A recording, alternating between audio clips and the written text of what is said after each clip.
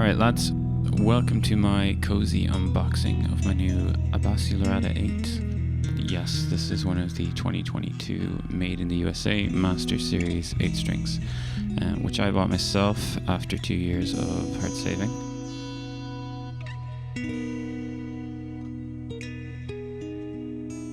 Definitely Christmas morning energy here.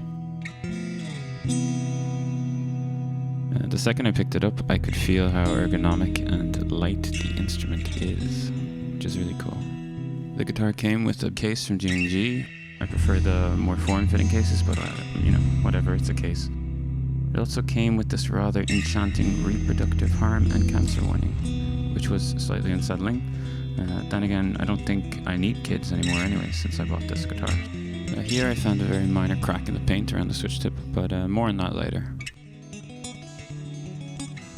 The shell pink color is really stunning, and it's actually much lighter in person than you would think from the website's pictures.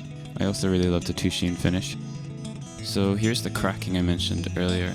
The switch does feel slightly stiff on the full bridge humbucker position as a result, but whatever, for me it's okay. The switch will ease up over time and the crack is not really noticeable otherwise.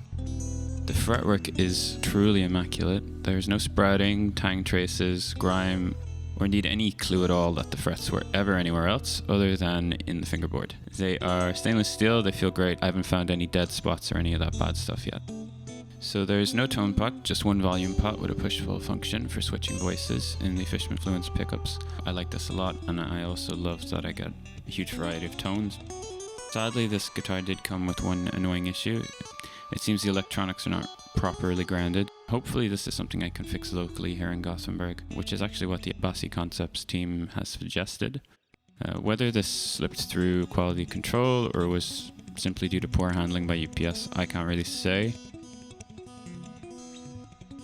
Anyway, the fingerboard is amazing. It's easily the most beautiful piece of bird's eye maple I've seen in person, and you can tell that the builder really took their time to select the best possible wood. Likewise, the neck is one enormous piece of roasted maple, which is beautifully figured and sports an incredible flame pattern. Although it didn't come across here, the flame is actually kind of holographic and it changes depending on the angle that hits it. So this has to be the bougiest appointment on this instrument for sure.